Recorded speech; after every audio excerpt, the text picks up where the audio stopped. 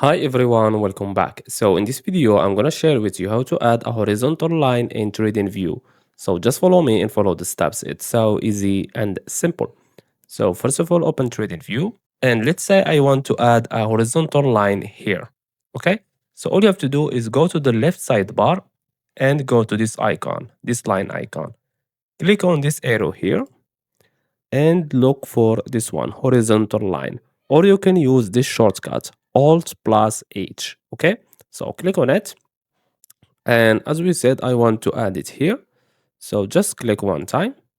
And as you can see, we added a horizontal line. As you can see, you can change its color if you want. Just click on it, click on this pen, and you can choose any color you want. So I will change it to red, for example. You can say it's a support here. Okay.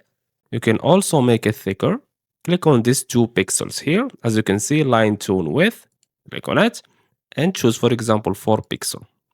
And now, as you can see, our horizontal line is thicker. And that's it. So I hope you found this video helpful. Don't forget to give us a like and subscribe. Thanks for watching and see you in the next one.